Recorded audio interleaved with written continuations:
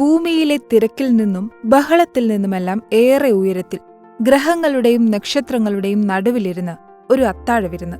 ഓർക്കുമ്പോൾ തന്നെ ഒരു മാജിക്കലായി തോന്നുന്ന നിമിഷം.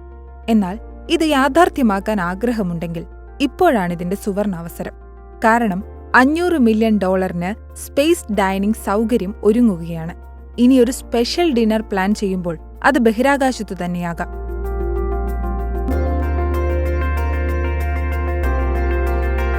ആഡംബര ബഹിരാകാശ യാത്രാ കമ്പനിയായ സ്പേസ് VIP ആണ് ആശയത്തിനു പിന്നിൽ.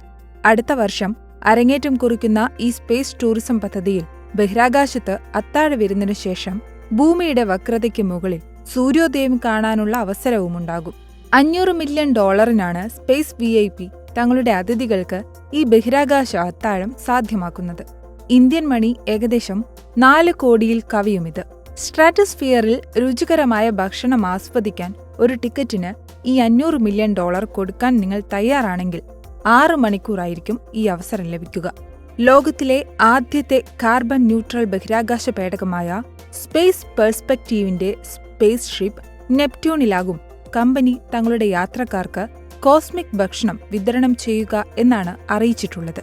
സ്പേസ് ബലൂൺ ഉപയോഗിച്ച് സാവധാനത്തിൽ ചലിക്കുന്ന മർദ്ദമുള്ള ക്യാപ്സൂളാണ് സ്പേസ് ഷിപ്പ് നെപ്റ്റ്യൂൺ.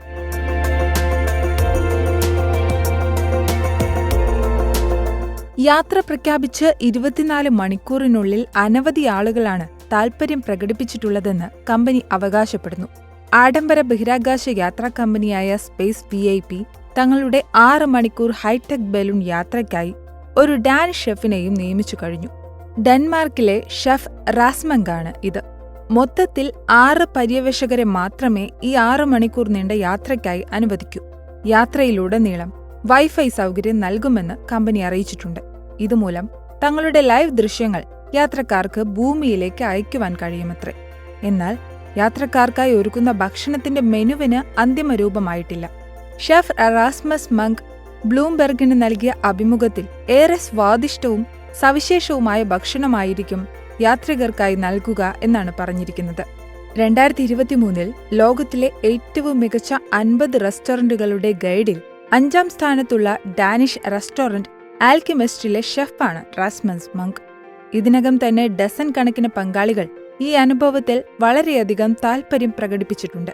എന്നാൽ 6 സീറ്റുകൾ മാത്രം ലഭ്യമായതിനാൽ അടുത്ത ഏതാനും ആഴ്ചകൾക്കുള്ളിൽ യാത്രക്കാരെ സ്ഥിരീകരിക്കാൻ കഴിയുമെന്നാണ് കരുതുന്നതെന്ന് സ്പേസ് VIP സ്ഥാപകൻ റോമൻ ചിപ്പോരൂഗ പറഞ്ഞു.